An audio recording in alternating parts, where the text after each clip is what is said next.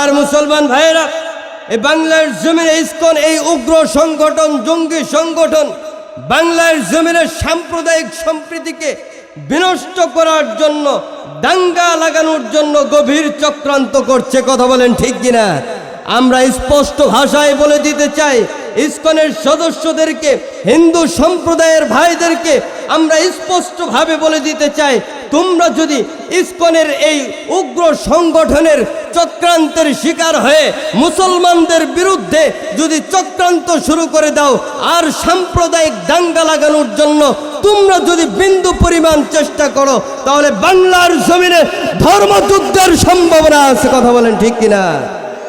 আর যদি ধর্মযুদ্ধের সম্ভাবনা তৈরি হয়ে যায়, যদি বাংলার জমিনে ধর্মযুদ্ধের সম্ভাবনা তৈরি হয়, তখন আমরা আর ধর্মযুদ্ধের জন্য প্রস্তুতি নিব না, বরং গাজওয়াতুল হিন্দের প্রস্তুতি নিব।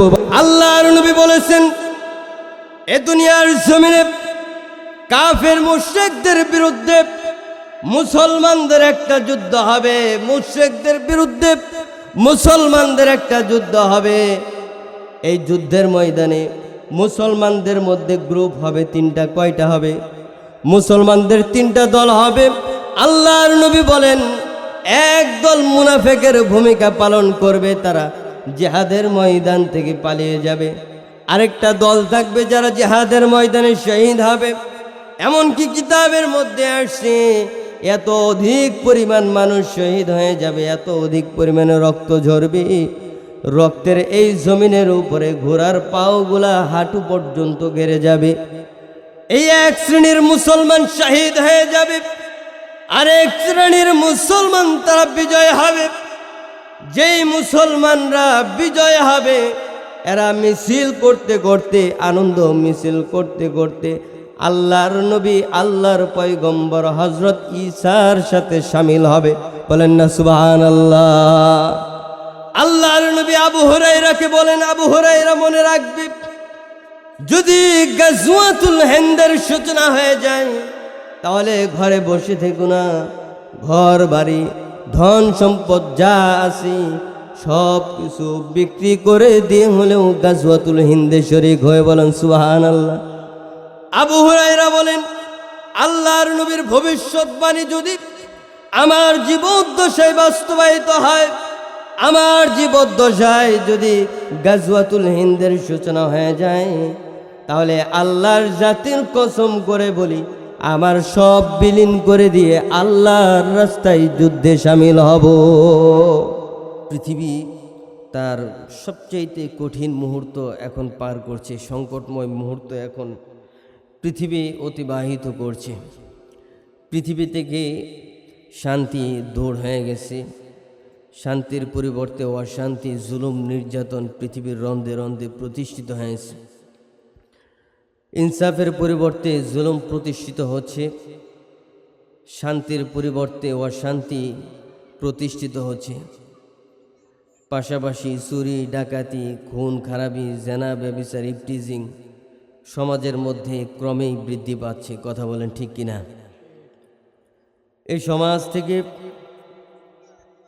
এই বিষয়গুলোকে দূরীভূত করতে হবে, সমাজ সংস্কারের মেহনত করতে হবে এবং এই সমাজ সংস্কারের জন্য এই মাহফিলের বিকল্প নেই। কথা বলেন ঠিক কিনা?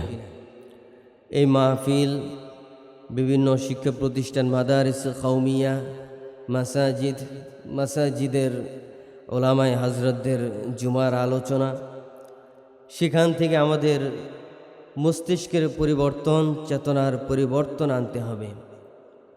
আমি আপনাদেরকে সুসংবাদ শোনাতে চাই, পুরা পৃথিবীতে মুসলমানদের জাগরণ শুরু হয়ে গেছে। বলেন আলহামদুলিল্লাহ। আরও একটি সুসংবাদ শোনাতে চাই। আজকে 8 ডিসেম্বর, আজকে শামের দামেস্ক, সিরিয়া আল্লাহ তাআলা স্বাধীন করে দিয়েছেন। আলহামদুলিল্লাহ বলেন। এক শিশু বাচ্চা বলেছিল, সাআখবিরুল্লাহ তাআলা। শিশু বাচ্চা, 7 থেকে 8 বছরের শিশু বাচ্চা, তার ছোট্ট ভাইয়ের লাশটাকে বুকের মধ্যে ধারণ করে শিশু বাচ্চাটি চোখের পানি ফেলে দিয়ে তিনি মিডিয়ার সামনে চিৎকার করে বলেছিলেন, অচিরেই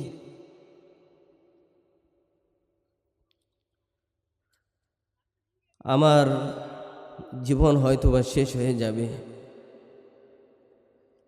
আমি মৃত্যুবরণ করব, কিন্তু আল্লাহর জাতের কসম করে বলি, আমি এই জালেমদের বিরুদ্ধে আল্লাহর কাছে বিচার দেব। মাজলুম সেই শিশু বাচ্চা, সেই বোনের বদদোয়া আল্লাহ তাআলা কবুল করে নিয়েছেন, বলেন আলহামদুলিল্লাহ। শিশু বাচ্চাটি বলেছিল,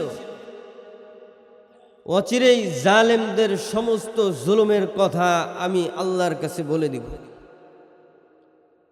আরো এক শিশু বাচ্চা সে বলেছিল,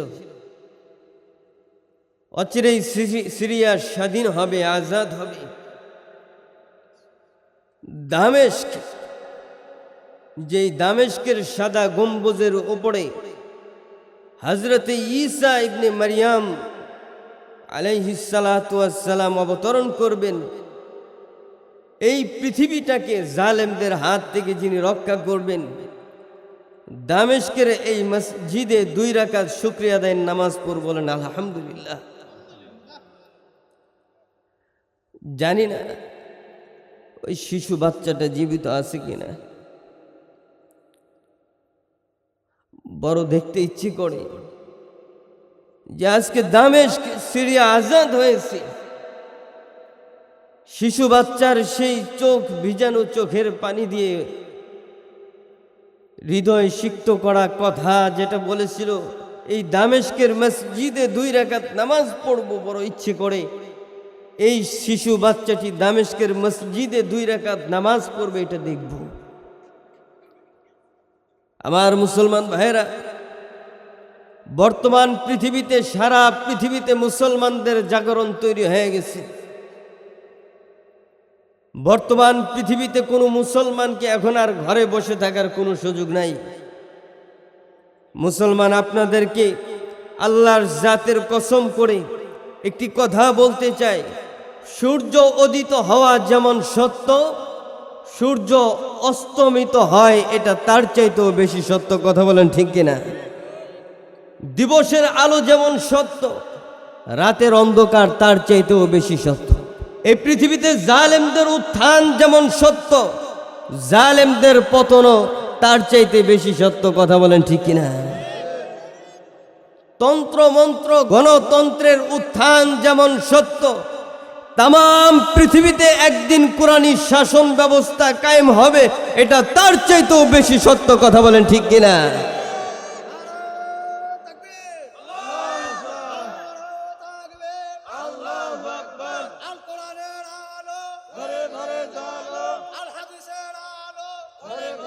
আমার ভাইরা, মুসলমানদের এই জাগরণের মুহূর্তে আমাদেরকে প্রস্তুত থাকতে হবে। 16 বছরের স্বৈরাচার ফ্যাসিস্ট সরকার শেখ হাসিনা এর মতো জালেম যেন পৃথিবীতে আর কোনো উত্থান না ঘটে। এই ধরনের জালেমদের উত্থান এই পৃথিবীর জমিনে আর দেখতে চাই না। কথা বলেন ঠিক কিনা?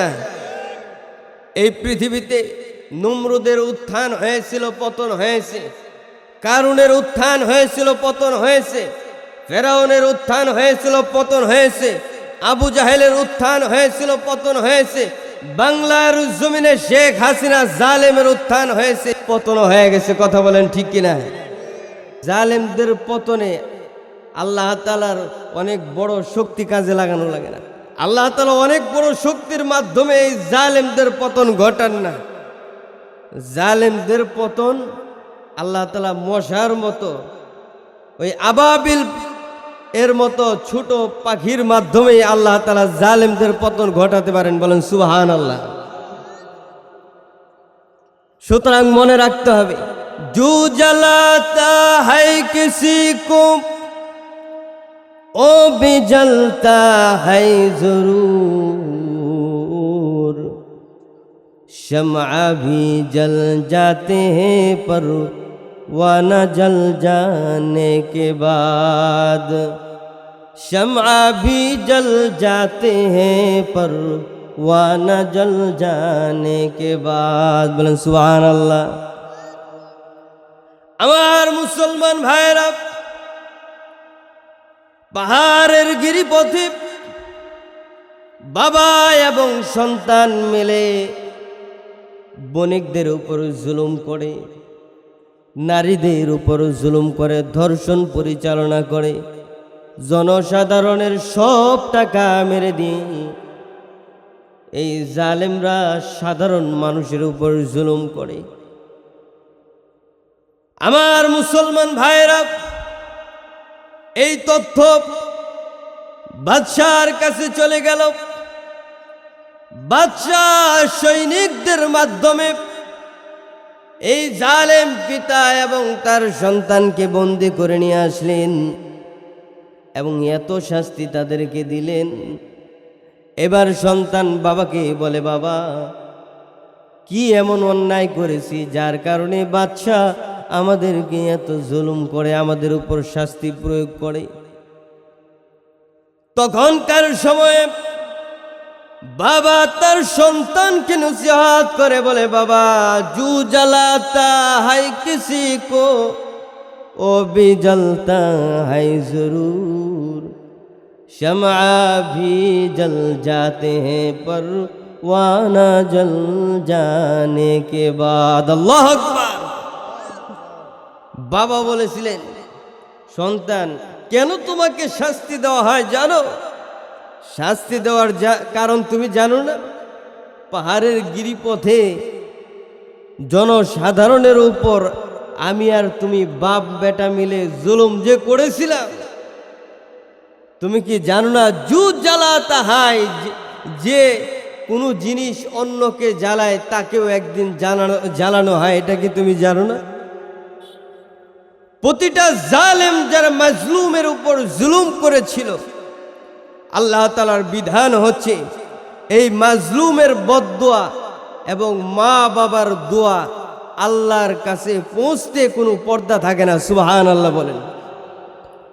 এই দুনিয়ার জমিনে, বাংলার জমিনে এই 16 বছরের ইতিহাসে দেখেছি সাধারণ মুসলমানদেরকে হাতুড়ি দিয়ে পিটিয়ে কোমরের হাড্ডিগুলাকে ভেঙে দেওয়া হয়েছে, স্বামীকে তার স্ত্রী থেকে বিচ্ছিন্ন করে দেওয়া হয়েছে, আলেম উলামাদেরকে জেলখানার মধ্যে বন্দি রেখে জুলুম করা হয়েছে। কথা বলেন ঠিক কিনা? আলেম উলামাদের উপর জুলুম করা হয়েছে, আলেমদের দেহ থেকে রক্ত ঝরানো হয়েছে। আল্লাহ রাব্বুল আলামিনের বিধান হচ্ছে যে কোনো ব্যক্তি আলেমদের দেহ থেকে 1 ফোঁটা রক্ত ঝরাবে, ওই জালেমকে আল্লাহ রাব্বুল আলামিন জমিনের মধ্যে শাস্তি দিয়ে দিবেন। আল্লাহু আকবার। এই ফ্যাসিস্ট সরকার জালেমকে আল্লাহ তাআলা ক্লাস 6-এর ছাত্র জনতার মাধ্যমে পতন ঘটিয়ে দিয়েছেন। সুবহানাল্লাহ বলেন। আল্লাহর এই ক্ষমতা আছে না নাই? সুতরাং পৃথিবীর প্রত্যেক ওই মানুষ যাদের অন্তরে জুলুমের মন মানসিকতা আছে, আমি তাদেরকে সতর্ক করে বলে দিতে চাই, সময় আছে, সামনে ক্ষমতা আসতেও পারে, নাও আসতে পারে, কিন্তু জুলুমের মতো দুঃসাহসিকতা দেখাবেন না। কথা বলেন ঠিক কিনা? যদি জুলুম করেন তাহলে আল্লাহ তাআলা জমিনের মধ্যে শাস্তি দিয়ে দিবেন, কোনো জালেমকে আল্লাহ তাআলা ছাড় দিবেন না। হয়তো একটু ঢিল দেন, একটু ঢিল দেন, কিন্তু আল্লাহ তাআলা ছেড়ে দেন না। আল্লাহ তাআলা কোমরের মধ্যে গামছা পেঁচিয়ে রাখছেন, কত দূর যাবে? আল্লাহ তাআলা ওই সীমা লঙ্ঘন হয়ে গেলে রশি আবার টান দিবেন। এই ক্ষমতা আল্লাহর আছে না নাই? ক্ষমতার মালিক কে? আমার মুসলমান ভাইরা, আমি আপনাদেরকে বলে দিচ্ছি, আফগানিস্তান আজাদ হয়েছে, আফগানিস্তানে কোরআনী হুকুমত কায়েম হয়েছে, সিরিয়া আজাদ হয়েছে, দামেস্ক আজাদ হয়েছে, ফিলিস্তিন আজাদ হবে, ডোনাল্ড ট্রাম্পের পতন হবে, নেতানিয়াহুর পতন হবে, বাশার আল আসাদের পতন হয়েছে, এই জমিনের প্রত্যেক জালেমের পতন হবে। কথা বলেন ঠিক কিনা? আমার মুসলমান ভাইরা, দামেস্কের রাজপ্রাসাদে কোরআনের পতাকা উড্ডীন হয়েছে। এভাবে রাশিয়াতে একদিন কোরআনের পতাকা উড্ডীন হবে। দামেস্কের রাজপ্রাসাদে যেমন কোরআনের পতাকা উড্ডীন হয়েছে, আমেরিকার হোয়াইট হাউসে একদিন কালিমার পতাকা উড্ডীন হবে, এবং দিল্লির লাল কেল্লায় একদিন ইসলামের পতাকা উড্ডীন হবে। কথা বলেন ঠিক কিনা? এমনকি অদূর ভবিষ্যতে বাংলার জমিনেও একদিন কোরআনের পতাকা উড্ডীন হবেই হবে ইনশাআল্লাহ।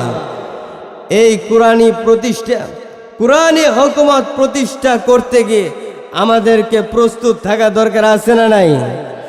যদি কোরআনি হুকুমত প্রতিষ্ঠা করতে গিয়ে জীবন বিলিয়ে দিতে হয়, জীবন বিলিয়ে দিতে হবে। স্ত্রী ছাড়তে হলে স্ত্রী ছেড়ে দিতে হবে, সন্তান ছেড়ে দিতে হলে সন্তান ছেড়ে দিতে হবে, এবং নিজের দেহের তাজা রক্ত বিলীন করে দিয়ে নিজের জীবনকে উৎসর্গ করে দিয়ে হলেও আল্লাহর জমিনে আল্লাহর দ্বীনকে কায়েম করেই ছাড়বো ইনশাআল্লাহ। রাজি আছি তো ইনশাআল্লাহ? আল্লাহ তাআলা কবুল করেন। আমি মুসলমান ভাইদের উদ্দেশ্যে একটা মেসেজ পৌঁছাতে চাই। সেটা হলো, পৃথিবীর এই জমিনে আল্লাহ রব্বুল আলামিন মুসলমানদের ক্ষমতা দিয়েছিলেন এবং দিবেন। আল্লাহ তাআলা একটা শর্ত করেছেন। কয়টা শর্ত? আল্লাহ রব্বুল আলামিন একটা শর্ত করেছেন। আমার মুসলমান ভাইরা, আল্লাহ রব্বুল আলামিন বলেন, ওয়ালা তাহিনু ওয়ালা তাহজানু ওয়া আনতুমুল আ'লাউনা ইন কুনতুম মুমিনিন। আল্লাহ রাব্বুল আলামিন বলেন, ভয় পেও না, দুশ্চিন্তাগ্রস্ত হয় না, পেরেশান হয় না। তোমাদেরকে আল্লাহ রাব্বুল আলামিন বিজয় দান করবেন যদি তোমাদের অন্তরের মধ্যে পরিপূর্ণ ঈমান থাকে। সুবহানাল্লাহ। পরিপূর্ণ ঈমান যদি তোমাদের ভিতরে থাকে, আল্লাহ রাব্বুল আলামিন তামাম দুনিয়ার জমিনে ইসলামের পতাকা উড্ডীন করে দিবেন। সুবহানাল্লাহ। শুধুমাত্র মুসলমানদেরকে শক্তিশালী এবং মজবুত ঈমানের অধিকারী হতে হবে। মজবুত ঈমানের অধিকারী এই ঈমানদার ব্যক্তিদের উপর জুলুম আসবে। এই জুলুমের পরে আল্লাহ রাব্বুল আলামিন নতুন সূর্যের উদয় ঘটায় দিবেন। সুবহানাল্লাহ। হযরত খাব্বাব রাদিয়াল্লাহু তাআলা আনহু আল্লাহর রাসূলের কাছে গেলেন, ইয়া রাসূলুল্লাহ, ইয়া হাবিবাল্লাহ, এই বেঈমান কাফের মুশরিকরা আমাদের উপর জুলুম করে। দেখেন না, কোমরের মধ্যে কোনো গোশত নাই, কেমন জুলুম করেছে। এই জালেমরা আমার কোমরের গোশতগুলা খসিয়ে দিয়েছে। হযরত উমরের কাছে খাব্বাব বর্ণনা করেন। হযরত উমর বলেন, খাব্বাব, তোমার কোমরটা একটু দেখতে চাই। খাব্বাব বলেন, আমিরুল মুমিনিন, কোমর দেখে স্থির থাকতে পারবেন না। উমর বলেন, খাব্বাব, তোমার কোমরটা একবার দেখতে চাই, দেখাও না। হযরতে খাব্বাব কাপড় উঁচা করলেন। হযরতে খাব্বাবের কোমর দেখে হযরত উমর চোখের পানিগুলো ঝরঝর করে ছেড়ে দিলেন। হযরত উমর চোখের পানি ছেড়ে দিয়ে খাব্বাবকে বললেন, খাব্বাব রে, এ তোমার কোমরের মধ্যে হাড্ডি আর চামড়া ছাড়া আর কোনো গোশত দেখা যায় না, কারণ কি? খাব্বাব বলেন, আমিরুল মুমিনিন, ইসলামের প্রথম যুগে শুধুমাত্র কালেমা পড়ে মুসলমান হওয়ার কারণে বেঈমান কাফের মুশরিকরা আমার উপর জুলুম করেছে। উত্তপ্ত গরম বালুর উপরে শোয়ায় দেওয়া হয়েছে, বুকের মধ্যে পাথর চাপা দিয়েছে। শুধুমাত্র তাই নয়, আগুনের কয়লাগুলা, জ্বলন্ত আগুনের কয়লাগুলা কোমরের মধ্যে ঢেলে দিয়েছে। হযরতে খাব্বাব বলেন, আমিরুল মুমিনিন, এইভাবে আমাদের উপর জুলুম করা হয়েছে। হযরত উমর চোখের পানি ছেড়ে দিয়ে বলে, খাব্বাব রে, তোমাদের মতো ইমানদারদের এই কুরবানির কারণে, তোমাদের এই একটু মাত্র ত্যাগের কারণে আল্লাহ রাব্বুল আলামিন তামাম দুনিয়ার জমিনে ইসলামটাকে কায়েম করে দিয়েছেন। সুবহানাল্লাহ। এই খাব্বাব গেলেন রাসূলের কাছে, ইয়া রাসূলুল্লাহ, ইয়া হাবিবাল্লাহ, আল্লাহর কাছে কি আপনি একটু দোয়া করবেন না? আলা তাদউ লানা আলা তাস্তাগফিরু লানা, আল্লাহর কাছে একটু দোয়া করে দেন যেন বিশ্বজগতের মালিক আল্লাহর পক্ষ থেকে সাহায্য আসে। আল্লাহর নবী খাব্বাবকে সান্ত্বনা দিতে লাগলেন, খাব্বাব শুনো, ধৈর্য হারা হয় না, পেরেশান হয় না, কাফের মুশরিকরা তোমাদের উপর জুলুম করে, টেনশন করো না। তোমাদের পূর্ব ইমানদারদের সংখ্যা অনেক বেশি ছিল, কালেমা পড়ার কারণে মাটি খনন করে অর্ধেক দেহ মাটির মধ্যে দাফন করে দেওয়া হয়েছে এবং মাথার চুলের গোড়া থেকে নিয়ে করাত ধারণ করে পুঁছিয়ে পুঁছিয়ে মানুষের দেহটাকে, ইমানদারের দেহটাকে দুই খণ্ড করে দেওয়া হয়েছে। তবুও আল্লাহর জাতের কসম করে বলি, ওই ইমানদাররা আল্লাহর ইমান থেকে বিন্দু পরিমাণ দূরে সরে যায়নি। ইমানদারদের উপর জুলুম করা হয়েছে, এরপরেও তারা জবানের ইমানটাকে ফেলে দেয়নি। খাব্বাব মনে রাখো, আল্লাহর পক্ষ থেকে একদিন সাহায্য আসবে, এমন একটা সময় আসবে সানআ থেকে হাজরে মাউত পর্যন্ত, সানআ থেকে হাজরে মাউত পর্যন্ত বিশাল এই অঞ্চলের মধ্যে আল্লাহ রাব্বুল আলামিন ইসলামের পতাকাটাকে উড্ডীন করে দিবেন। আল্লাহ রাব্বুল আলামিন হুকুমতে ইসলাম কায়েম করে দিবেন। আল্লাহ রাব্বুল আলামিন তামাম দুনিয়ার জমিনে ইসলামের পতাকা আর ইনসাফ ভিত্তিক সমাজ কায়েম করার তৌফিক আল্লাহ তাআলা দিয়ে দিবেন। সুবহানাল্লাহ। ওই মুহূর্তে কি হবে জানো?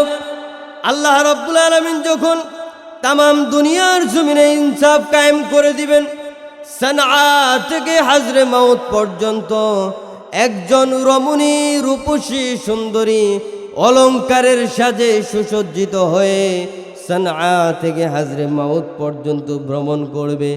এই রমণীর দিলের ভিতরে একমাত্র আল্লাহর ভয় ছাড়া আর কারো ভয় থাকবে না। কিন্তু ইসকনের সদস্যরা হিন্দুদেরকে উস্কে মুসলমানদের বিরুদ্ধে এই সাম্প্রদায়িক দাঙ্গা লাগানোর জন্য চেষ্টা করছে। কথা বলেন ঠিক কিনা? ইহুদি খ্রিস্টান এই বাংলার জমিনে বসবাস করে, কিন্তু কোনো অমুসলিম বলতে পারবে না তারা মুসলমানদের কাছে অনিরাপদ। বাংলাদেশের জমিনে, বাংলার জমিনে অমুসলিমরা যতটা নিরাপদ, ইন্ডিয়ার জমিনে মুসলমানরা ততটা নিরাপদ নয়। কথা বলেন ঠিক কিনা? আমার মুসলমান ভাইয়েরা, এই বাংলার জমিনে ইসকন এই উগ্র সংগঠন, জঙ্গি সংগঠন বাংলার জমিনের সাম্প্রদায়িক সম্প্রীতিকে বিনষ্ট করার জন্য, দাঙ্গা লাগানোর জন্য গভীর চক্রান্ত করছে। কথা বলেন ঠিক কিনা? আমরা স্পষ্ট ভাষায় বলে দিতে চাই, ইসকনের সদস্যদেরকে, হিন্দু সম্প্রদায়ের ভাইদেরকে আমরা স্পষ্টভাবে বলে দিতে চাই, তোমরা যদি ইসকনের এই উগ্র সংগঠনের চক্রান্তের শিকার হয়ে মুসলমানদের বিরুদ্ধে যদি চক্রান্ত শুরু করে দাও আর সাম্প্রদায়িক দাঙ্গা লাগানোর জন্য তোমরা যদি বিন্দু পরিমাণ চেষ্টা করো, তাহলে বাংলার জমিনে ধর্মযুদ্ধের সম্ভাবনা আছে। কথা বলেন ঠিক কিনা? আর যদি ধর্মযুদ্ধের সম্ভাবনা তৈরি হয়ে যায়, যদি বাংলার জমিনে ধর্মযুদ্ধের সম্ভাবনা তৈরি হয়, তখন আমরা আর ধর্মযুদ্ধের জন্য প্রস্তুতি নিব না, বরং গাজওয়াতুল হিন্দের প্রস্তুতি নিব। আল্লাহর নবী বলেছেন, এ দুনিয়ার জমিনে কাফের মুশরিকদের বিরুদ্ধে মুসলমানদের একটা যুদ্ধ হবে, মুশরিকদের বিরুদ্ধে মুসলমানদের একটা যুদ্ধ হবে। এই যুদ্ধের ময়দানে মুসলমানদের মধ্যে গ্রুপ হবে তিনটা। কয়টা হবে? মুসলমানদের তিনটা দল হবে। আল্লাহর নবী বলেন, এক দল মুনাফিকের ভূমিকা পালন করবে, তারা জিহাদের ময়দান থেকে পালিয়ে যাবে। আরেকটা দল থাকবে যারা জিহাদের ময়দানে শহীদ হবে। এমনকি কিতাবের মধ্যে আসছে এত অধিক পরিমাণ মানুষ শহীদ হয়ে যাবে, এত অধিক পরিমাণে রক্ত ঝরবে, রক্তের এই জমিনের উপরে ঘোড়ার পাওগুলা হাঁটু পর্যন্ত ঘেরে যাবে। এই এক শ্রেণীর মুসলমান শহীদ হয়ে যাবে। আরেক শ্রেণীর মুসলমান তারা বিজয় হবে। যেই মুসলমানরা বিজয় হবে এরা মিছিল করতে করতে, আনন্দ মিছিল করতে করতে আল্লাহর নবী, আল্লাহর পয়গম্বর হযরত ঈসার সাথে শামিল হবে। বলেন না সুবহানাল্লাহ। আল্লাহর নবী আবু হুরায়রাকে বলেন, আবু হুরায়রা মনে রাখবি, যদি গাজওয়াতুল হিন্দের সূচনা হয়ে যায় তাহলে ঘরে বসে থেকো না, ঘর বাড়ি ধন সম্পদ যা আছে সব কিছু বিক্রি করে দিয়ে হলেও গাজওয়াতুল হিন্দে শরীক হয়ে বলেন সুবহানাল্লাহ। আবু হুরায়রা বলেন, আল্লাহর নবীর ভবিষ্যৎবাণী যদি আমার জীবদ্দশায় বাস্তবায়িত হয়, আমার জীবদ্দশায় যদি গাজওয়াতুল হিন্দের সূচনা হয়ে যায়, তাহলে আল্লাহর জাতির কসম করে বলি আমার সব বিলীন করে দিয়ে আল্লাহর রাস্তায় যুদ্ধে শামিল হব, আল্লাহর রাস্তায় যুদ্ধে শামিল হয়ে যাব। বলেন না সুবহানাল্লাহ। আল্লাহর নবী সুসংবাদ শুনিয়েছেন, এই যুদ্ধের মধ্যে মুসলমানদের জয় হবে। এই মুসলমানদের জয়ের মধ্যে যারা আল্লাহর রাস্তায় যুদ্ধ করতে করতে যারা শহীদ হয়ে যাবে, আল্লাহর নবী বলেন এই শহীদদের মর্যাদা বদরের যুদ্ধে শহীদ হওয়া সাহাবার মতো করে দিবেন আল্লাহ। আল্লাহ রাব্বুল আলামিন বদরের যুদ্ধের শহীদদেরকে যেই মর্যাদা দিয়েছেন, গাজওয়াতুল হিন্দে শহীদ হওয়া মুসলমানদের মর্যাদাও ওই রকম করে দিবেন সুবহানাল্লাহ। বলেন আল্লাহর নবী বলেন, আর যারা গাজী হবে এদের মর্যাদা বদরের গাজীদের মতো হবে, এবং যারা ওই যুদ্ধের ময়দানে যারা শহীদ হয়ে যাবে আল্লাহ রাব্বুল আলামিন বিনা হিসেবে তাদেরকে জান্নাত দিয়ে দিবেন সুবহানাল্লাহ। এ দুনিয়ার জমিনে আল্লাহ রাব্বুল আলামিন মুসলমানদের রাজ প্রতিষ্ঠা করে দিয়েছিলেন। এই জমিনের মধ্যে মুসলমানদের হুকুমত ছিল, কোরআনী শাসন ব্যবস্থা ছিল। শুধুমাত্র আমাদের ইমানি দুর্বলতার কারণে আল্লাহ রাব্বুল আলামিন আল্লাহর নিয়ামতটাকে ছিনিয়ে নিয়েছেন। কথা বলেন ঠিক কিনা? এই দুনিয়ার জমিনে মুসলমানদের দাপট ছিল, যা মুঁহ মে পাইওয়ান পেট মে পত্থর লড়কती है उनसे किसरा ও कैसर। আল্লাহু আকবার। বলেন জামার মধ্যে চিরাতালি ছিল। হযরত উমর ইবনুল খাত্তাব রাদিয়াল্লাহু তাআলা জুমার মিম্বারে দাঁড়িয়ে খুতবা দিচ্ছেন, আরেকজন মুসল্লি হযরত উমরের সিরাত আলীগুলা গণনা করেন। হযরত উমরের সিরাত আলীগুলা গণনা করছেন। ওই সাহাবী বলে, আমি হযরত উমরের জুব্বার তালিগুলা গণনা করেছি। গণনা করতে করতে হযরত উমরের গায়ের মধ্যে 70-এর অধিক তালি দেখেছি। বলেন আল্লাহু আকবার। হযরত উমরের গায়ের মধ্যে কয়টা তালি? জুব্বার মধ্যে 70টা তালি। তিনি হচ্ছেন খলিফাতুল মুসলিমিন হযরত উমর রাদিয়াল্লাহু তাআলা, যিনি অর্ধজাহানের খলিফা ছিলেন। বলেন না আল্লাহু আকবার। ইসলাম সে তো পরশ মানিক, তারেকে পেয়েছে খুঁজি, পরশে তাহার শোনা হলো যারা তাদেরই মুরা বুঝি। বলেছেন হযরত নবী শেষ পয়গম্বর, আমার পরে যদি নবী হতো কেউ হতো ঠিক সেই ওমর। অর্ধজাহান শাসন করেতেন যিনি দুলির তখতে বসি, খেজুরের পাতার রাজপ্রাসাদ তাহার বারে বারে যেত খুশি। সুবহানাল্লাহ। শুধু আঙ্গুল হেলনে শাসন করিতেন এ জগতের, শুধু আঙ্গুল হেলনে শাসন করিতেন এ জগতের, ফেলেছিলেন সে শমশির রাসূলের চরণে। বলেন আল্লাহু আকবার। হযরত ওমর অর্ধজাহান শাসন করেছিলেন, ইনসাফ ভিত্তিক সমাজ প্রতিষ্ঠা করেছিলেন। এই জন্যই তো দেখা যায় শুধুমাত্র মানুষ নয়, বনের হিংস্র জানোয়ারগুলা ইনসাফের আওতাভুক্ত ছিল। বলেন সুবহানাল্লাহ। হযরত ওমর বলতেন, আমার জীবদ্দশায় আমার শাসন আমলে ফুরাত নদীর তীরে যদি একটা কুকুর না খেয়ে পানির যন্ত্রণায় ছটফট করে মারা যায়, তাহলে আমার ভয় হয় কিয়ামতের কঠিন ময়দানে আমি উমরকে আল্লাহর কাঠগড়ায় জবাব দিতে হবে। আল্লাহু আকবার। মুসলমানদের যতদিন ইমানি তাকত ছিল, ইমানি বাহাদুরি যতদিন পর্যন্ত ছিল, আল্লাহ রাব্বুল আলামিন ততদিন পর্যন্ত মুসলমানদেরকে বিজয় দান করেছেন। সুবহানাল্লাহ। আল্লাহ তাআলা কখনো মুসলমানদেরকে সংখ্যার আধিক্যতায় বিজয় দান করেন, বরং মুসলমানদেরকে বিজয় দান করেছেন ইমানি শক্তির কারণে। বলেন সুবহানাল্লাহ। মুসলমানদের ইমানি শক্তি ছিল, খেজুরের ডালা ধরে ঝাঁকুনি দিয়েছে, তরবারি হয়ে গেছে। সুবহানাল্লাহ বলেন না। মুতার যুদ্ধ, মুতার যুদ্ধে মুসলমানদের সংখ্যা কয় হাজার ছিল জানা আছে কি? বলেন দেখি। মুতার যুদ্ধে মুসলমান মুজাহিদদের সংখ্যা ছিল মাত্র 3000। কয় হাজার বলেন? মুসলমানদের সংখ্যা কয় হাজার ছিল? 3000 ছিল। আর বেঈমান কাফেরদের সংখ্যা কত ছিল? 2 লক্ষ। আচ্ছা বলেন দেখি, কোন পাগলে বিশ্বাস করবে যে 3000 2 লক্ষের মোকাবেলা করছে এবং 2 লক্ষের মোকাবেলা করে 3000-এর উপরে বিজয় চলে আসছে? এটা কি সাধারণ মানুষ বিশ্বাস করার মতো বিষয়? যদি কেউ বলে একজন ব্যক্তি একাই 100 জনকে মেরে ফেলছে, এখানে কেউ বিশ্বাস করবে এরকম বিষয়? কিন্তু না। আল্লাহ রাব্বুল আলামিন শুধুমাত্র ইমানি তাকত থাকার কারণে আল্লাহ তাআলা মুসলমানদেরকে এই 3000-কে আল্লাহ তাআলা 2 লক্ষের উপরে বিজয় দান করেছিলেন। সুবহানাল্লাহ বলেন। আল্লাহর নবী একজন বার্তা বাহক পাঠালেন রোম সম্রাট কাইসারের কাছে, যে তুমি কালেমা পড়ে মুসলমান হয়ে যাও। কিন্তু রোমের সম্রাট, রোমের সৈনিকরা আল্লাহর রাসূলের এই বার্তা বাহককে প্রকাশ্যে কুপিয়ে হত্যা করে ফেলে।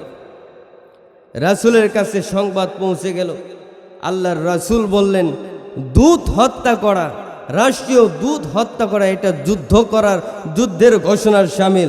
সুতরাং মুসলমানদের সংখ্যা কম হোক আর বেশি হোক, এই কাফেরদের বিরুদ্ধে যুদ্ধের ঘোষণা করে দিলাম। বলেন সুবহানাল্লাহ।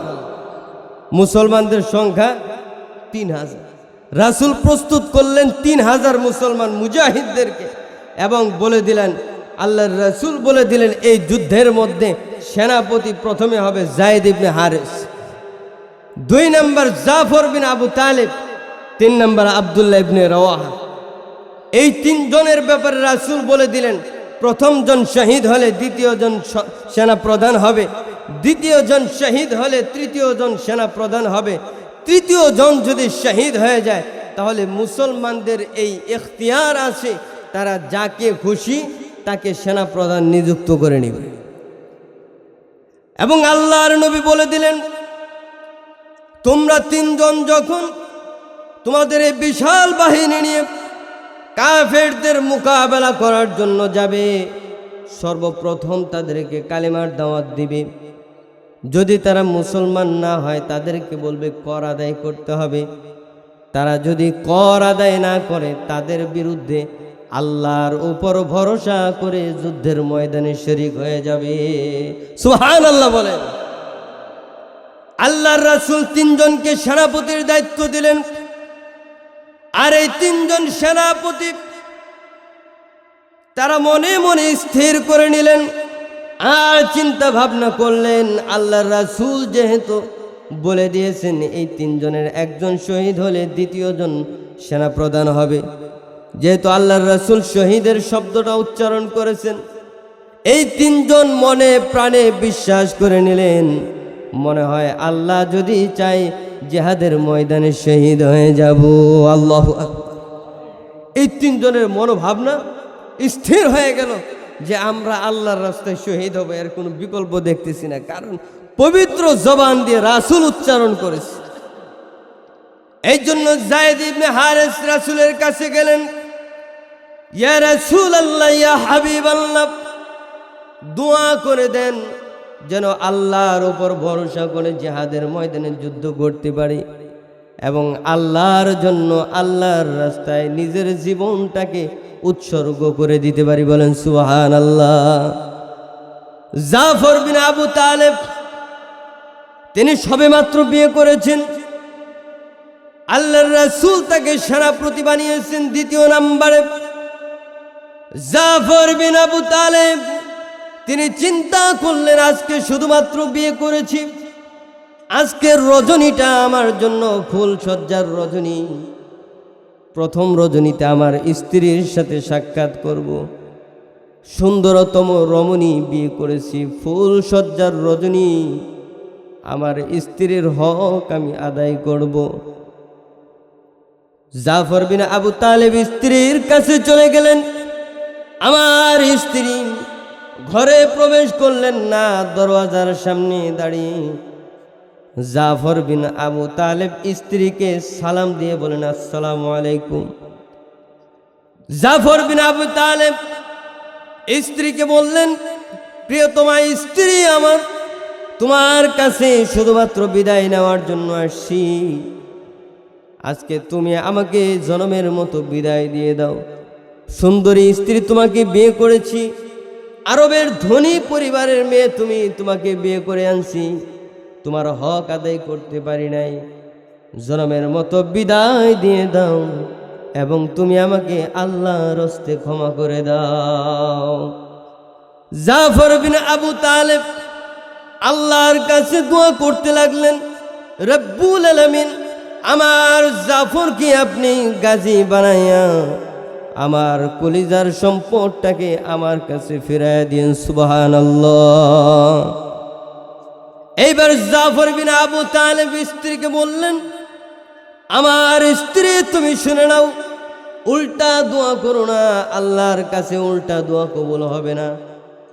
তোমার চাইতে দামি জবান দিয়ে আল্লাহর নবী উচ্চারণ করেছেন, জিহাদের ময়দানে আমি শহীদ হয়ে যাব, বলেন সুবহানাল্লাহ।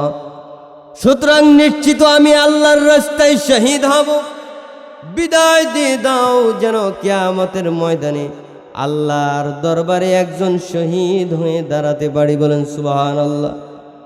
জাফর বিন আবু তালেব স্ত্রীকে বললেন, স্ত্রী জাফর বিন আবু তালেবের কাছে আবেদন করলেন, ওগো স্বামী, বিয়ে করেছি, ফুল সজ্জার রজনী, এখনো পর্যন্ত আপনার স্বর্ণের টুকরা মুখটা দেখতে পারি নাই। স্বামী গো, একটা বারের জন্য ঘরে প্রবেশ করেন, প্রেম নিবেদন করব না, আল্লাহর কসম করে বলি প্রেম নিবেদন করব না, শুধুমাত্র আপনার সোনালী মুখটা একবার দেখে নিতে চাই। জাফর বিন আবু তালেব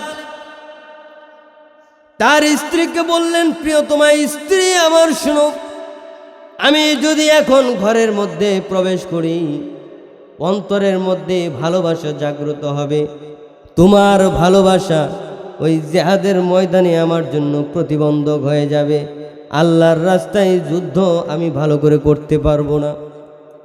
জাফরের স্ত্রী বলে দিলেন, স্বামী আল্লাহর কসম করে বলি প্রেম নিবেদন করব না, শুধুমাত্র আপনার চেহারাটা একবার দেখে নিতে চাই, যেন কিয়ামতের কঠিন ময়দানে লক্ষ কোটি কোটি মানুষের ভিড়ে, যেখানে লক্ষ কোটি কোটি মানুষের বসবাস হবে, লক্ষ কোটি কোটি মানুষের ভিড়ে আমি যেন আমার প্রিয় স্বামী জাফর বিন আবু তালেবকে খুঁজে বের করে নিতে পারি। আল্লাহু আকবার।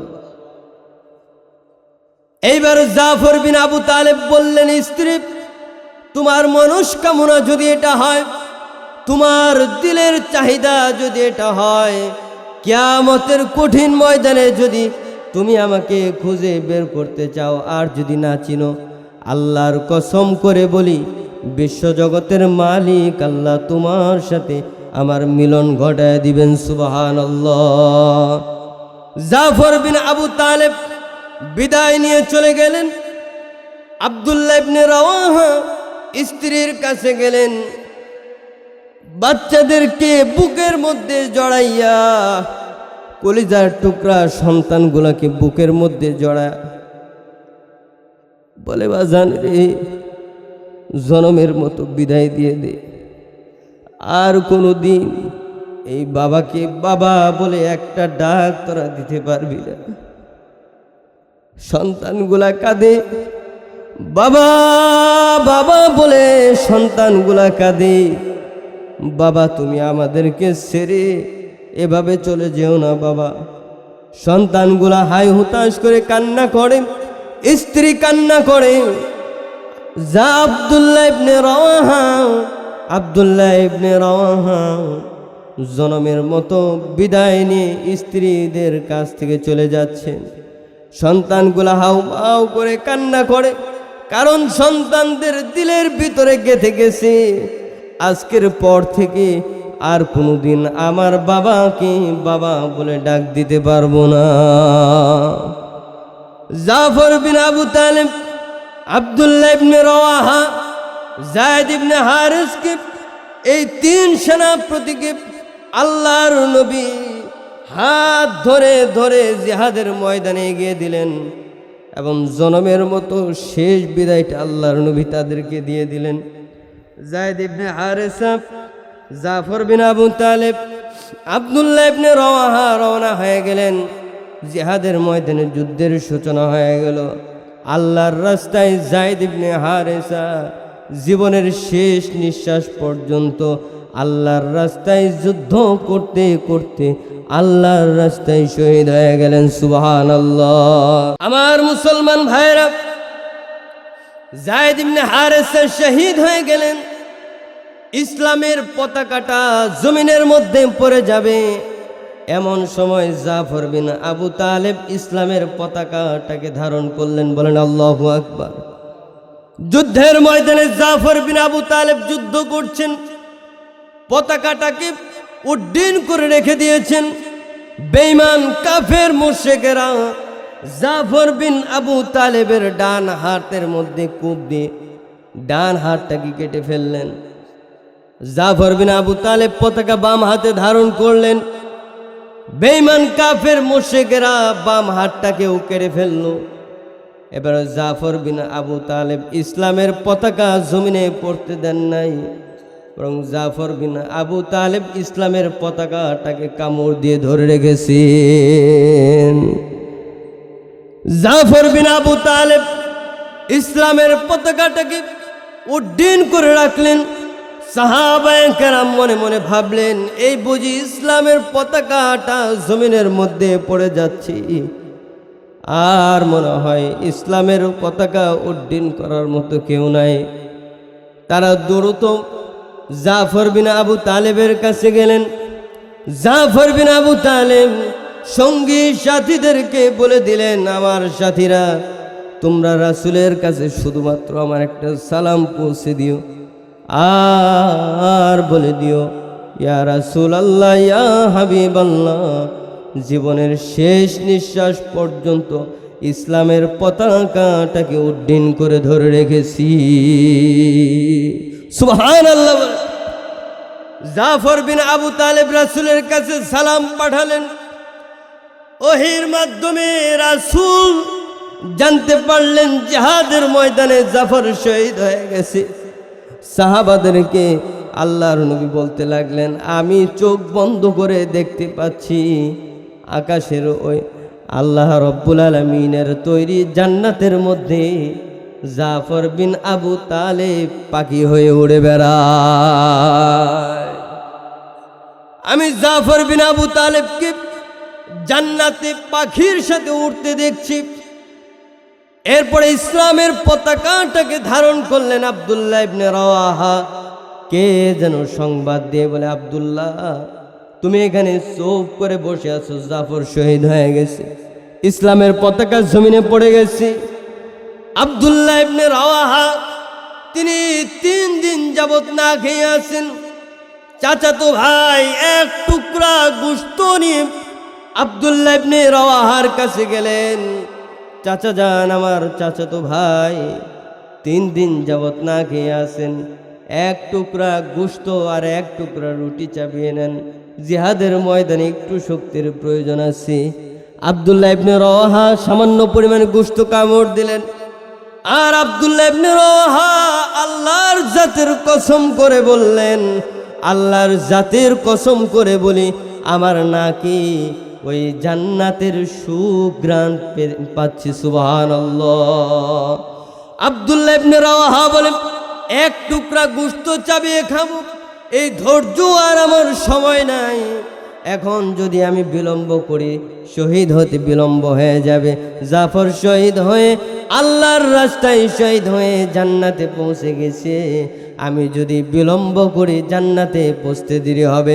ওই দেখো রিসিপশনের জন্য হুর গেলমানরা দাঁড়িয়ে আছি, আল্লাহর তৈরি ফেরেশতারা রিসিপশন করার জন্য দাঁড়িয়ে আছেন, আর বিলম্ব করতে চাই না। আব্দুল্লাহ ইবনে রাওয়াহা জিহাদের ময়দানে ঢুকে গেলেন, আর কাফের মুশরিকদের বিরুদ্ধে জীবনের শেষ নিঃশ্বাস পর্যন্ত যুদ্ধ করতে করতে আল্লাহর রাস্তায় শহীদ হয়ে গেলেন। হযরতে খালিদ বিন ওয়ালিদ, ওমর ইবনুল খাত্তাবের ছেলে আব্দুল্লাহ ইবনে ওমর, তিনি বলেন, যুদ্ধের ময়দানে যুদ্ধ যখন শেষ হয়ে গেল, শেষ মুহূর্তে খালিদ বিন ওয়ালিদ সেনাপতি হলেন। তিনি তার জীবদ্দশায় কোনোদিন কোনো যুদ্ধের ময়দানে পরাজিত হয় নাই। খালিদ বিন ওয়ালিদ, যাকে আল্লাহর নবী উপাধি দিয়েছেন সাইফুল্লাহ, বলেন সুবহানাল্লাহ। খালিদ বিন ওয়ালিদ তরবারি ধারণ করলেন, লক্ষ লক্ষ কাফেরদের ভিড়ে হযরত খালিদ বিন ওয়ালিদ তরবারি পরিচালনা করলেন। খালিদ বিন ওয়ালিদের একক তরবারি পরিচালনা দেখে বেঈমান কাফের মুশরিকরা সব পালিয়ে গেছে। বেঈমান কাফের মুশরিক সব পালিয়ে গেছে। আনামান বাশম করুজে জঙ্গ বিনি পুশতমান আমানম কান্দর মিয়ানে খাকো খুবিনি সারে। জমিনের মধ্যে রক্ত দেখবে, রক্তের মধ্যে কর্তিত মস্তক দেখবে, তবুও আমি খালিদ বিন ওয়ালিদের পিঠ তোমরা কোনোদিন দেখবে না। সুবহানাল্লাহ। খালিদ বিন ওয়ালিদ বলতেন, জমিনের মধ্যে রক্ত দেখবে, রক্তের সাথে মিশ্রিত কর্তিত মস্তক তোমরা দেখবে, কিন্তু খালিদ বিন ওয়ালিদ আল্লাহর রাস্তা থেকে কোনোদিন পৃষ্ঠ প্রদর্শন করবে না। বলেন আল্লাহু আকবার। খালিদ বিন ওয়ালিদ তিনি কাফের মুশরিকদের ভিড়ে যুদ্ধ করতে করতে সব কাফেরদেরকে পিছনে হটায় দিলেন। আল্লাহ রাব্বুল আলামিন 2000-3000 মুসলমানকে 2 লক্ষ বেঈমান কাফেরের মোকাবেলায় বিজয় দান করলেন। সুবহানাল্লাহ বলেন। আব্দুল্লাহ ইবনে উমর বলেন, আমি যুদ্ধের শেষে জাফর বিন আবু তালেবের লাশটাকে আমি হাতে পেয়েছি এবং জাফর বিন আবু তালেবের গায়ে ক্ষত চিহ্নগুলো গণনা করেছি। আব্দুল্লাহ ইবনে উমর বলেন, আমি জাফর বিন আবু তালেবের গায়ে 90-এর বেশি তীর, বল্লম এবং তরবারির আঘাত দেখেছি। বলেন সুবহানাল্লাহ। কাফের মুশরিকরা 90-এর অধিক তাকে আঘাত করেছে। এরপরে জাফর বিন আবু তালেব শহীদ হয়ে গেছে। এই যে মুসলমানদের ইমানি তাকত আর শক্তি ছিল, যার বদৌলতে আল্লাহ রাব্বুল আলামিন তামাম দুনিয়ার জমিনে ইসলামের পতাকাটাকে উড্ডীন করে দিয়েছিলেন। সুবহানাল্লাহ বলেন। এই ধরনের ইমান যদি মুসলমানদের থাকে, আল্লাহ রাব্বুল আলামিন ওয়াদা করেছেন, প্রতিশ্রুতি দিয়েছেন, ওয়ালা তাহিনু ওয়ালা তাহজানু ওয়া আনতুমুল আ'লাউনা ইন কুনতুম মুমিনিন। পেরেশান হয় না, হতাশাগ্রস্ত হয় না, আল্লাহ রাব্বুল আলামিন মুমিনদেরকে বিজয় দান করবেন। সুবহানাল্লাহ। আল্লাহ রাব্বুল আলামিন বলেন, উলাইকা হুমুল মুমিনুনা হাক্কান লাহুম দারাজাতুন ইনদা রাব্বিহিম ওয়া মাগফিরাতুন ওয়া রিজকুন কারীম। আল্লাহ রাব্বুল আলামিন বলেন, তাদের জন্য রয়েছে সর্বোচ্চ মর্যাদা। আল্লাহ রাব্বুল আলামিন বলেন, তাদের জন্য রয়েছে মাগফিরাত, এবং আল্লাহ রাব্বুল আলামিন বলেন, তাদের জন্য রয়েছে সম্মানজনক রিজিক। সুবহানাল্লাহ। কয়টা পুরস্কার? 3টা। কয়টা পুরস্কার? লাহুম দারাজাতুন ইনদা রাব্বিহিম, আল্লাহর কাছে তাদের জন্য রয়েছে মর্যাদা। আল্লাহর কাছে তাদের জন্য রয়েছে ক্ষমা, আল্লাহর কাছে তাদের জন্য রয়েছে সম্মানজনক রিজিক। মর্যাদা কোনটা? মর্যাদার শত ব্যাখ্যার ভিড়ে সবচাইতে মর্যাদা সম্পন্ন ব্যাখ্যা হচ্ছে তাম দুনিয়ার জমিনে আল্লাহ রাব্বুল আলামিন মুসলমানদেরকে ইসলামী হুকুমত কায়েম করার শক্তি দিয়ে দিবেন। বলেন সুবহানাল্লাহ। আল্লাহ রাব্বুল আলামিন হুকুমত কায়েমের ক্ষমতা দিবেন, মর্যাদা। এছাড়াও দুনিয়ার জমিনে এবং আখিরাতেও আল্লাহ রাব্বুল আলামিন ইজ্জত দিয়ে দিবেন। হযরত বেলালকে আল্লাহ রাব্বুল আলামিন কেমন ইজ্জত দিয়েছিলেন? আল্লাহর নবী মেরাজ থেকে আগমন করলেন এবং বেঈমান কাফের মুশরিকদের সামনে বললেন, আমি জান্নাত জাহান্নাম ভ্রমণ করে আসছি। কাফের মুশরিকরা বিশ্বাস করে না। আল্লাহর নবী হযরত আবু বকরকে ডাকলেন, তোমার বিশ্বাস হয়? হযরতে আবু বকর আল্লাহর জাতের কসম করে বলে, পৃথিবীর কেউ বিশ্বাস না করলেও আমি বিশ্বাস করি। এবার হযরত মুহাম্মদুর রাসূলুল্লাহ বেলালকে ডাকলেন, বেলাল সুসংবাদ গ্রহণ করো। কি সুসংবাদ? আল্লাহর নবী বলেন, আমি জান্নাত জাহান্নাম ভ্রমণ করেছি। জান্নাতের মধ্যে যখন ভ্রমণ করেছি, জান্নাতে প্রবেশ যখন করেছি, জান্নাতের মধ্যে একটা শব্দ আমি শুনতে পেয়েছি, জমিনের আর কোনো শব্দ নয়। বেলাল রে, আল্লাহর জাতের কসম করে বলি, আমি মুহাম্মদুর রাসূলুল্লাহ তুমি বেলালের পায়ের ধ্বনি শুনতে পেয়েছি।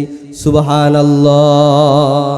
রাসূল বলেন, বেলাল আল্লাহর কসম করে বলি, আমি জান্নাতে তুমি বেলালের পদধ্বনি শুনতে পেয়েছি। বলেন সুবহানাল্লাহ। বেলালের পায়ের ধ্বনিটাকে আল্লাহ তাআলা জান্নাতেও ফিটিং করে দিলেন। কারণ এই যে ইমানি ত্যাগ, হযরত বেলাল কুরবানি করেছেন, ত্যাগ স্বীকার করেছেন, যার বদৌলতে আল্লাহ রাব্বুল আলামিন হযরত বেলালকে ইজ্জত সম্মান দান করেছেন। এরকম ইজ্জত সম্মান আমরা চাই তো ইনশাআল্লাহ। এরপরে আল্লাহ তাআলা বলেন, মাগফিরাত, ক্ষমা করে দিব। যার কপালে গুনাহ থাকবে, যার আমল নামার মধ্যে গুনাহ থাকবে, আল্লাহর রাসূল বলেন তার জীবন থেকে সব শান্তি দূর হয়ে যাবে। গুনাহ আর শান্তি কোনোদিন এক হতে পারে না। যার আমল নামার মধ্যে গুনাহ থাকবে, সাংসারিক জীবনে অশান্তি থাকবে, সাংসারিক জীবনে তার আয় উন্নতি হবে না, টাকা পয়সার সে মালিক হবে কিন্তু বরকত পাবে না। আল্লাহ রাব্বুল আলামিন বলেন, গুনাহ আর শান্তি কোনো দিন এক হতে পারে না। এই জন্য আল্লাহ রাব্বুল আলামিন বলেন, গুনাহ মাফ করে দিব। এবং গুনাহ যদি আল্লাহ রাব্বুল আলামিন মাফ করে দেন, যার গুনাহ মাফ হয়ে যাবে, দুনিয়ার জমিনে আল্লাহ রাব্বুল আলামিন তাকে ধনী বানায় দিবেন। বলেন সুবহানাল্লাহ। এবং আল্লাহ তাআলা বলেন, এবং তাদেরকে দেওয়া হবে সম্মানজনক রিজিক। সম্মানজনক রিজিক, সম্মানজনক রিজিকের মধ্যে সর্বনিম্ন মানের রিজিক হচ্ছে টাকা পয়সা, এবং সর্বোচ্চ মানের রিজিক হচ্ছে নেককার স্ত্রী সন্তান, এবং 3 নম্বরে উত্তম রিজিক হচ্ছে আল্লাহর পক্ষ থেকে সুস্থতা। বলেন সুবহানাল্লাহ। এটাকে বলা হয়েছে সর্ব উত্তম রিজিক। সুস্থতাকে বলা হয়েছে সর্ব উত্তম রিজিক। এবং সম্মানজনক রিজিক হচ্ছে আল্লাহ তাআলার সন্তুষ্টি। বলেন সুবহানাল্লাহ। এই 3টা পুরস্কার, 1 নম্বর হচ্ছে সম্মান, 2 নম্বর পুরস্কার হচ্ছে মাগফিরাত, 3 নম্বর পুরস্কার হচ্ছে সম্মানজনক রিজিক। এই 3টা জিনিস আমরা চাইতো। এই 3টা পুরস্কার যদি আল্লাহর কাছ থেকে পেতে হয়, তাহলে 5টা গুণ অর্জন করা লাগবে। কয়টা গুণ? 5টা গুণ। এই 5টা গুণ সংক্ষিপ্তভাবে বলেই শেষ করে দিব। শুনতে রাজি আছেন ইনশাআল্লাহ? শেষ পর্যন্ত কে কে থাকবেন হাত তুলে দেখায় দেয়। নারে তাকবীর, নারে তাকবীর। আল্লাহ তাআলা সবাইকে কবুল আর মঞ্জুর করেন। সকলে বলেন আমিন। দীর্ঘ আলোচনা করার মতো মন মানসিকতা আমারও নাই। আমি সংক্ষিপ্তভাবে এই 5টা গুণের কথা বলে শেষ করে দেব। আল্লাহ রাব্বুল আলামিন বলেন, ইন্নামাল মুমিনুনাল্লাযীনা ইযা যুকিরাল্লাহু ওয়াজিলাত কুলুবুহুম ওয়া ইযা তুলিয়াত আলাইহিম আয়াতুহু জাদাতুহুম ঈমানা। আল্লাহ রাব্বুল আলামিন বলেন, যেই বান্দার অন্তরের মধ্যে আল্লাহর ভয় আছে, যেই ব্যক্তির সামনে আমি আল্লাহর নাম উচ্চারণ করা হয়, আল্লাহর নাম উচ্চারণ করা হলে যার অন্তরের মধ্যে কম্পন তৈরি হয়ে যায়, এই ব্যক্তিটা খাঁটি ইমানদার। বলেন সুবহানাল্লাহ। আল্লাহর নাম শুনলে, আল্লাহর বরত্বের কথা শুনলে যার অন্তরের মধ্যে কম্পন তৈরি হয়, এই ব্যক্তিকে আল্লাহ তাআলা খাঁটি মুমিন, উলাইকা হুমুল মুমিনুনা হাক্ক, আল্লাহ তাআলা তাদেরকে খাঁটি মুমিন বলে ঘোষণা দিয়েছেন। বলেন সুবহানাল্লাহ। হযরত ইউসুফ আলাইহিস সালাতু ওয়াস সালাম তিনি ছিলেন এই আয়াতের সর্বোচ্চ মাশরাফ। হযরত ইউসুফ তাকে মিশরের গোলাম হিসেবে উত্থাপন করা হলো, তাকে বন্দি করে নিয়ে আসা হলো। বণিক কাফেলা তাকে মিশরের বাজারে গোলাম বানিয়ে বিক্রি করে দিলেন। তাকে ক্রয় করলো কে? জুলাইখা। আজিজে মিশর এই হযরত ইউসুফকে ক্রয় করলেন। মূল্য কি ছিল? মূল্য ছিল, রাসূল বলেন যে ইউসুফকে এক পাল্লায় রাখা হলো, আরেক পাল্লায় মণি মুক্তা টাকা পয়সা যা ছিল সব রাখা হয়েছে। তার ওজন বরাবর স্বর্ণ মুদ্রা দিয়ে হযরত ইউসুফকে খরিদ করলেন, ক্রয় করলেন জুলাইখা। জুলাইখা কেন ক্রয় করলেন? এর তো লম্বা ইতিহাস আছে। জুলাইখা স্বপ্নে দেখে যে তার সামনে সুন্দর সুদর্শন পুরুষ হিসেবে একজন দাঁড়ায় আছে। প্রথম দিনের স্বপ্নে জুলাইখার ঘুম ভেঙে গেছে। হায় হায়, দেখলাম এত সুন্দর চেহারা, সুদর্শন পুরুষ, এর আগে আমি আমার জীবদ্দশায় তো আর কাউকে দেখি নাই। দিলম বরদি ওয়ানা মে খুদ না গুফতি, নেশানে খুদ মাকামে খুদ না গুফতি। দ্বিতীয় রজনীতে হযরত ইউসুফকে আবার স্বপ্ন দেখলেন। তৃতীয় রজনীতে ইউসুফকে আবার স্বপ্ন দেখলেন। এইবার জুলাইখার 3 দিনের ঘুম খাওয়া দাওয়া সব হারাম হয়ে গেছে। বারবার একই ব্যক্তিকে স্বপ্নে দেখি, কারণ কি? এইবার তৃতীয় রজনীতে জুলাইখা বলে, দিলম বরুদি ওয়ানা মে খুদ না গুফতি, নেশানে খুদ মাকামে খুদ না গুফতি। জুলাইখা ইউসুফকে বলে, ও প্রাণের বন্ধু, 3 দিন যাবৎ পর্যন্ত তুমি আমাকে স্বপ্নে সাক্ষাৎ দাও, তো এখনো পর্যন্ত তোমার পরিচয়টা আমাকে বললে না। তোমার বাড়ি কোথায়? তোমার ঘর কোথায়? তুমি কোথায় থাকো? কোথাকার বাসিন্দা তুমি? তোমার পরিচয়টা আমাকে দিয়ে দাও।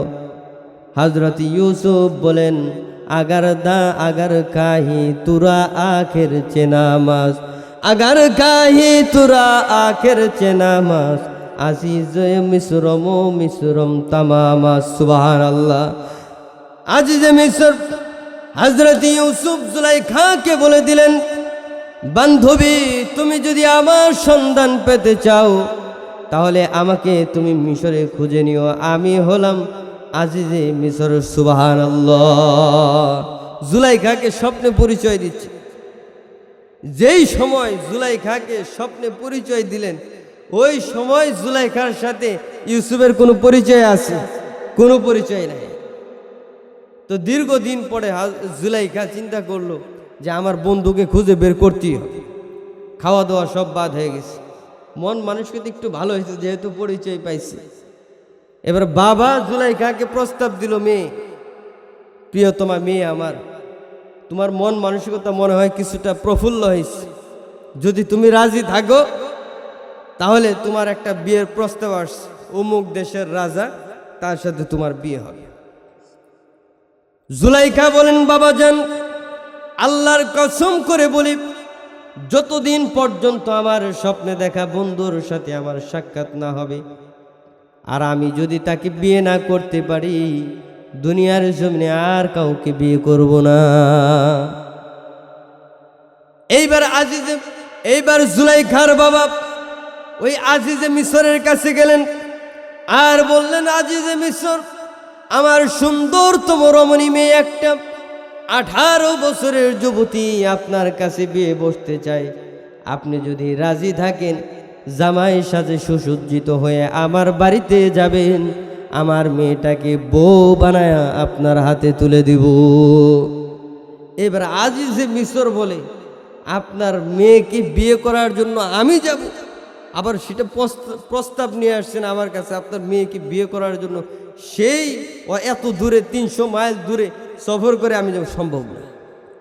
যদি সম্ভব হয় তাহলে আপনার মেয়েকে বউ বানায় আমার রাজপ্রাসাদে নিয়ে আসেন, তারপর আমি বিয়ে করব। বাবা তো কোটি কোটি টাকার মালিক, অঢল সম্পত্তির মালিক, তার আত্মমর্যাদায় রাখছে। এবার বাবা জুলাইখাকে বলে, জুলাইখা তোমার মনের আশা আর পূরণ হবে না, আজিজে মিশর এই কথা বলছে। এইবার জুলাইখা বলে, বাবা আজিজে মিশর যদি বলে থাকে আমি স্ত্রীর সাথে সুসজ্জিত হয়ে রাজপ্রাসাদে যাব, এটা যদি আজিজে মিশরের মনস্কামনা হয়, তাহলে আমি বউয়ের সাজে সুসজ্জিত হয়ে আজিজে মিশরের কাছে যাব। তবুও আমার জীবন সঙ্গিনী হিসেবে আজিজে মিশরকেই বড় প্রয়োজন।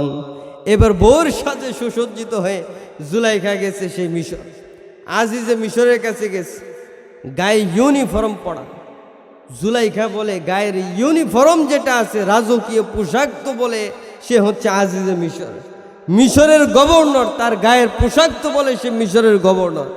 কিন্তু আমার স্বপ্নে দেখা বন্ধুর সাথে এই আজিজে মিশরের তো কোনো মিল নেই। এইবার বলেন জুলাইখা বিপদে পড়ছে কি পড়ে নেই? জুলাইখা বিপদে পড়ে গেছে। আমার মুসলমান ভাইরা, জুলাইখা চোখের পানি ফেলে দিলেন। সঙ্গী ছিল তার বান্ধবী। বান্ধবী বলে, তুমি যদি স্বপ্ন দেখে থাকো, তোমার স্বপ্নে দেখা বন্ধুর সাথে তোমার সাক্ষাৎ একদিন হবেই হবে। সে যেহেতু বলেছে আজিজে মিশর, তুমি ধৈর্য ধারণ করো, আজিজে মিশর হয়েই তোমার বন্ধু একদিন এখানে আগমন করবে। সুবহানাল্লাহ। তুমি এই আজিজে মিশরের কাছে বিয়ে বসো, একদিন তোমার বন্ধু চলে আসবে। তোমার বন্ধু যখন চলে আসবে তোমার মনের কথা সব তাকে বলে দিবে। এরপরে আজিজে মিশর ইউসুফকে তুমি বিয়ে করে নিবে। জুলাইখা যে এখানে এসে ইউসুফকে পেল না, পাবে কিভাবে বলেন? যখন জুলাইখা আজিজে মিশরের কাছে মিশরে গেছে, তখন তো হযরত ইউসুফকে ওই কুয়ার মধ্যে ফেলে দিয়েছে তার 11 ভাই। 11 ভাই ইউসুফকে কুয়ার মধ্যে ফেলে দিছে। আর ওই বণিক কাফেলা ইউসুফকে মিশরের বাজারে গোলাম হিসেবে দাঁড় করাইছে। এবার জুলাইখা মিশরের বাজারে গেছে। যাওয়ার পরে দেখে স্বপ্নে দেখা বন্ধুর সাথে বন্ধুর খুব মিল আছে। লক্ষ কোটি কোটি টাকার বিনিময়ে জুলাইখা হযরত ইউসুফকে ক্রয় করে রাজপ্রাসাদে নিয়ে গেলেন। সুবহানাল্লাহ। এইবার জুলাইখা হযরত ইউসুফকে লালন পালন করে।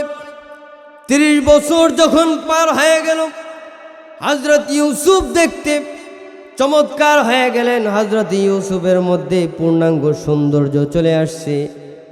এবার জুলাইখা মনে মনে ভাবে, স্বপ্নে যাকে চেয়েছিলাম, স্বপ্নে যাকে দেখেছিলাম, আল্লাহ রব্বুল আলামিন এই ইউসুফকে আমার কাছে এনে দিয়েছেন। সুবহানাল্লাহ।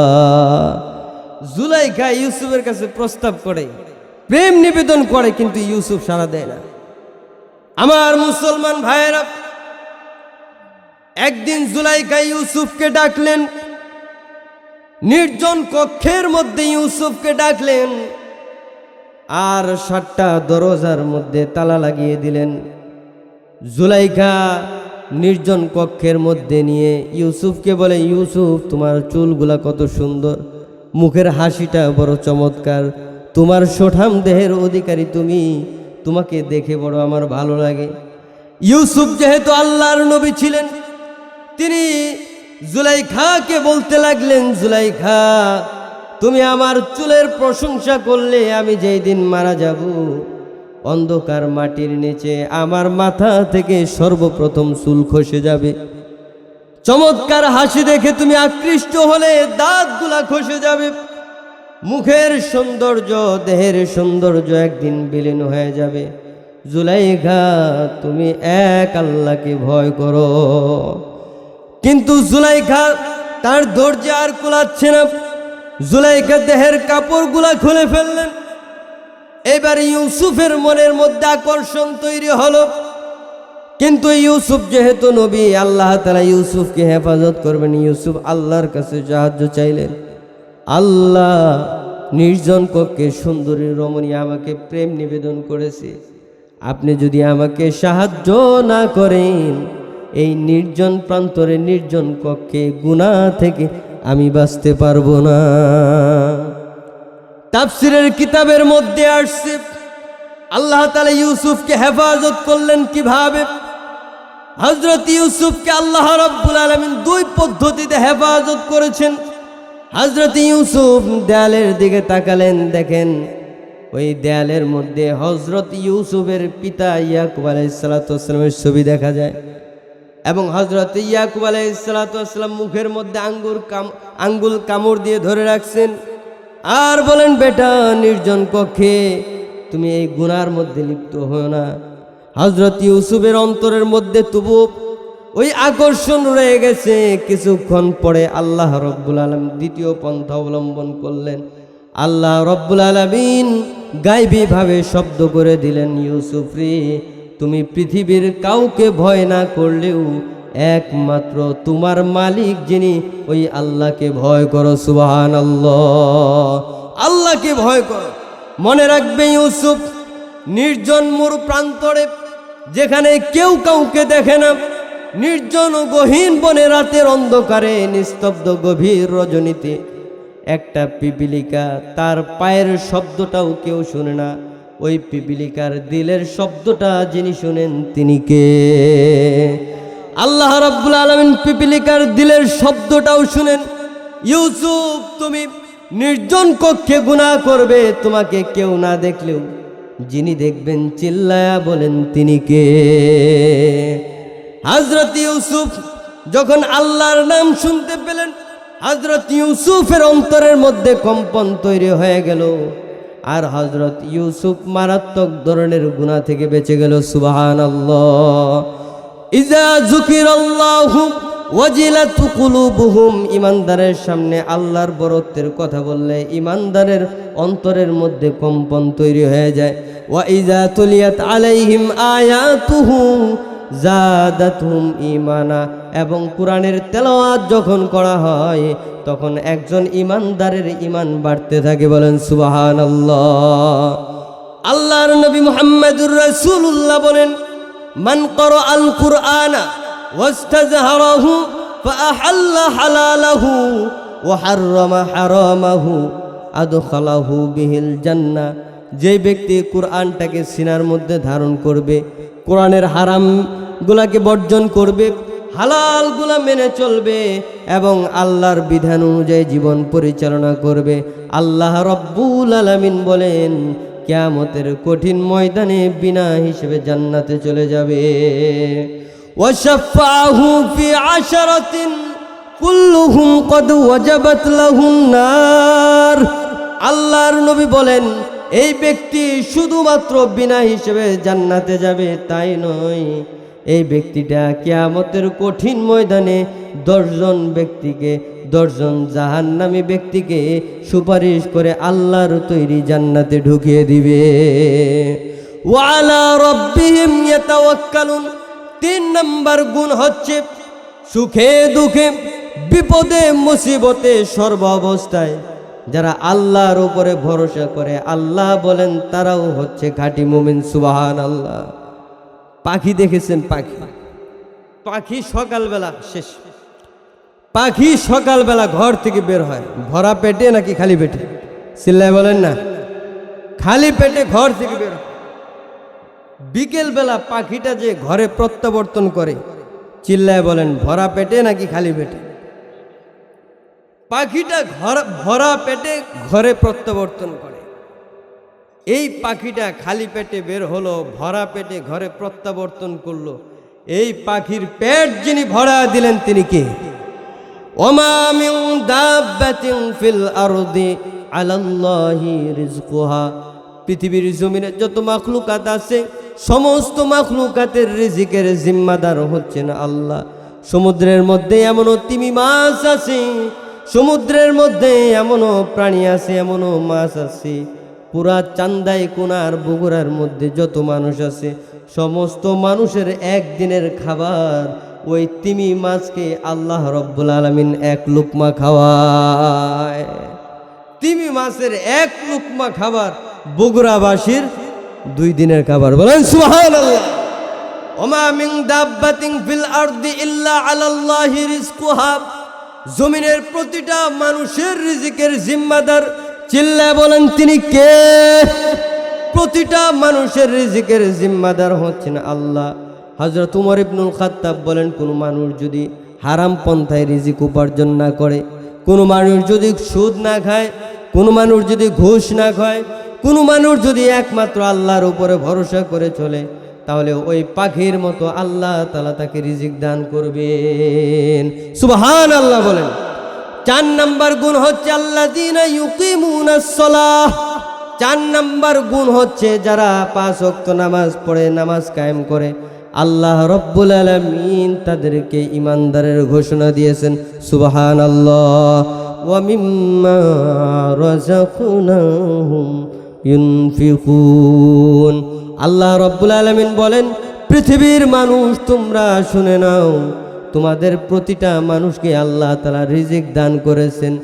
আল্লাহর দেওয়া রিজিক থেকে যারা আল্লাহর রাস্তায় খরচ করবে, বিশ্বজগতের মালিক আল্লাহ রব্বুল আলামিন বলেন সে খাঁটি মুমিন। সুবহানাল্লাহ বলেন। আল্লাহর দেওয়া রিজিক যে ব্যক্তি আল্লাহর রাস্তায় খরচ করবে তারা হচ্ছে খাঁটি মুমিন। আল্লাহ রব্বুল আলামিন বলেন, মনে রাখবে পৃথিবীর মানুষ, তোমরা প্রত্যেকটা মানুষ একদিন মারা যাবে। মসজিদের মাইকে তোমার নাম ঘোষণা হয়ে যাবে। কথাগুলা দিলের কান দিয়ে বোঝার জন্য চেষ্টা করবেন। প্রতিটা মানুষ একদিন মারা যাবে। মসজিদের মাইকে আমার নাম ঘোষণা হয়ে যাবে। কলিজার টুকরা সন্তানগুলা কান্নাকাটি করবে, স্ত্রী সন্তানগুলা কান্নাকাটি করবে, প্রাণের বন্ধু যারা আছে তারা সকলে কান্নাকাটি করবে। বড়ই পাতার গরম পানি দিয়ে আমাকে জনমের মতো গোসল করায় দিবে। জনমের মতো গোসল করায়া 3.5 টুকরা কাফনের কাপড়ের মধ্যে জড়ায় দেওয়া হবে। কথা বলেন ঠিক কিনা? কাফনের কাপড়ের মধ্যে জড়ায়া খাটিয়ার মধ্যে বহন করে ওই গুরুস্থানের দিকে নিয়ে যাওয়া হবে। সাপ বিচ্ছুর ঘর, পোকামাকড়ের ঘর, খালি ঘর, নির্জন ঘর, যেখানে কোনো বন্ধু নাই, যেখানে খেতা বালিশের ব্যবস্থা নাই, শীতের মধ্যে একটা ল্যাপ নাই, গরমের মধ্যে পাখা নাই, এমন কঠিন মুহূর্তে আমাকে জনমের মতো দাফন করে চলে আসবে। কথা বলেন ঠিক কিনা? প্রতিটা মানুষকে ওই অন্ধকার মাটির নিচে ঘুমাইতে হবে। আল্লাহ রব্বুল আলামিন বলেন, ওই দিন আসার আগে, যেই দিন তোমার গায়ে কাফনের কাপড় জড়ায় দেওয়া হবে, ওই দিন আসার আগে আল্লাহর দেওয়া রিজিকগুলাকে আল্লাহর রাস্তায় খরচ করো। বলেন সুবহানাল্লাহ। হযরত ফাতিমাতুজ জাহরা অসুস্থ। স্বামী কে? হযরত আলী রাদিয়াল্লাহু তাআলা। স্বামীকে বললেন, স্বামী আমি খুব অসুস্থ, আমার জন্য একটা আনার নিয়ে আস। হযরত আলী পকেটে হাত দিছে। পকেটের মধ্যে হাত দেওয়ার পরে দেখে শুধুমাত্র 1 টাকা আছে। কয় টাকা আছে? 1 টাকা আছে। তখনকার বাজারে একটা আনারের দাম 1 টাকা। হযরত আলী বাজারে গেছে, যাওয়ার পরে একটা আনার কিনছে। এবার স্ত্রীর জন্য নিয়ে আসছেন। পথ চলতেছেন, হঠাৎ করে এক ভিক্ষুকের সাথে দেখা। ভিক্ষুক বলতেছে, আলী আমার জ্বর আসছে, আনার খাইতে মন চায়। আনার চিনেন? ডালিম। ডালিম বলে যে আমার খুব ডালিম খাইতে মন চাইতেছে, আমার যদি একটা ডালিম খাওয়াইতে আমি মনে হয় সুস্থ হয়ে যেতাম। তো হযরত আলী বললেন, আমার পকেটে একটা ডালিম আছে, এটা সে কিভাবে জানে?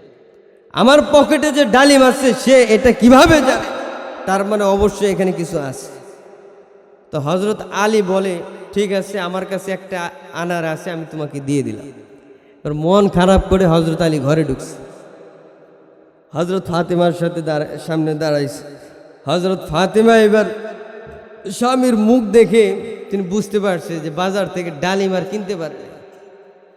আমার মুসলমান ভাইরা, হযরতে ফাতেমা স্বামীকে ডাক দিলেন, স্বামী শুনুন, আপনি ডালিম কেনার জন্য বাজারে গেছেন, টাকার জন্য হয়তোবা ডালিম কিনতে পারেন নাই, মন খারাপ করবেন না স্বামী, আল্লাহর জাতের কসম করে বলি আল্লাহ আমাকে সুস্থতা দান করেছেন।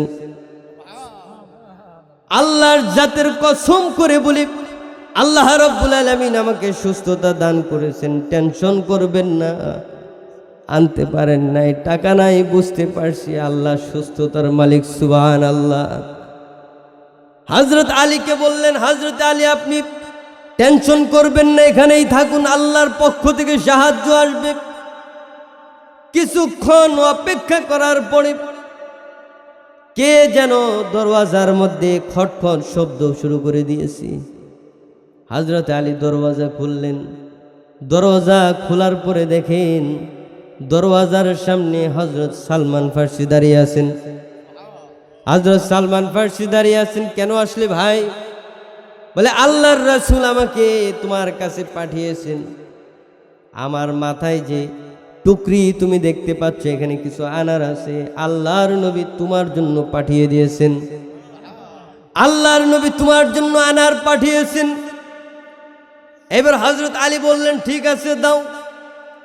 হযরত সালমান ফার্সি তাকে 7টা আনার দিলেন। গনে গনে কয়টা আনার দিলেন?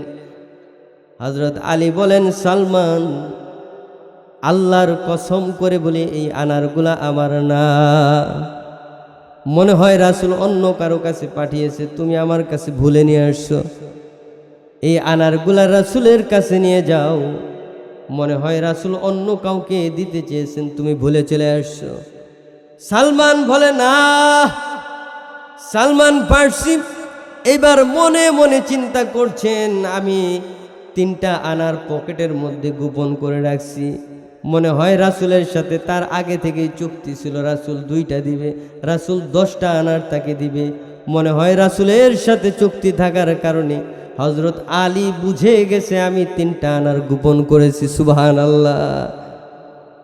এইবার হযরত সালমান ফার্সি পকেট থেকে 3টা আনার বের করে হযরত আলীর হাতে দিলেন। এইবার হযরত আলী বলতে লাগলেন, সালমান, এতক্ষণে ঠিক আছে, এই 10টা আনার আর কারো নয়, আল্লাহর রাসূল সত্যিকার অর্থে আনারগুলা আমাকে দিয়েছেন। এই আনারগুলা রাসূল আমাকে দিয়েছেন।